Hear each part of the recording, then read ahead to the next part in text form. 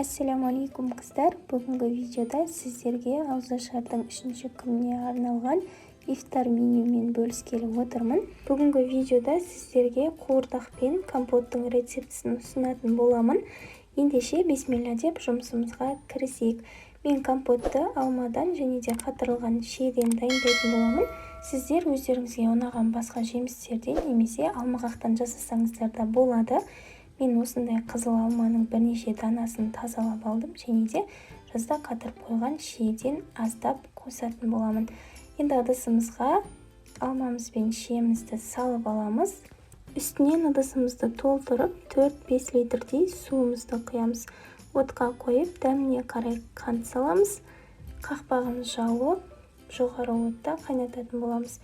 Осылай бұрқылдап қатты қайнағаннан кейін қатты отта 10 минуттай шамасында қайнатып аламыз. Одан кейін оттың астын сөндіріп, қақпағын жауып суытуға қалдырамыз. Компотты тым көп қайнатып қажет емес. Енді етімізді тым үлкен немесе тым кіші қылмай, орташа көлемде турап алатын боламыз. Табамызға май құйып, қыздырып, етімізді салып, кішкене қуырып аламыз.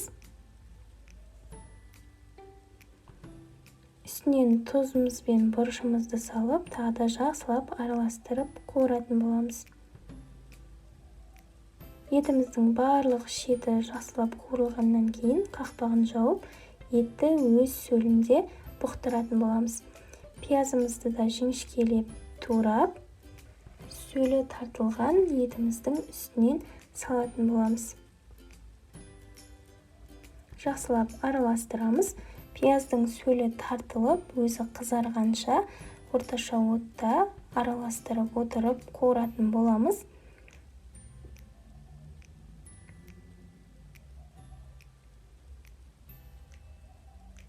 Дәл осылай пияздарымыз қызарып қуырылғаннан кейін етіміздің үстінен көлеміне қарай жылы немесе ыстық су құямыз.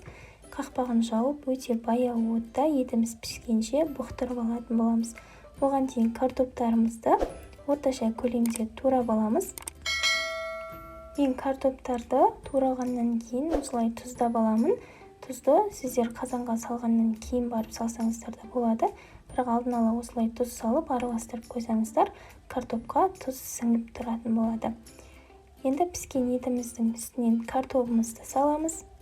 Жақсылап бір араластырып, үстінен тағы да жылы суымызды құйып, қақпағын жауып, картоп піскенше бұқтыратын боламыз.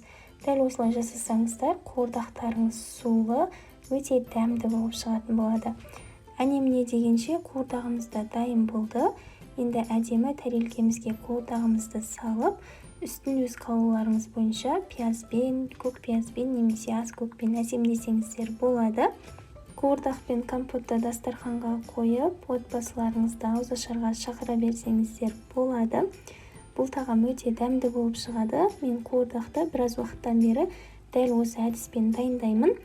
Бұны жаркое деп те атауларыңыз мүмкін. Бізге картобы мол болғаны ұнайтындықтан дәл осылай жасаймын.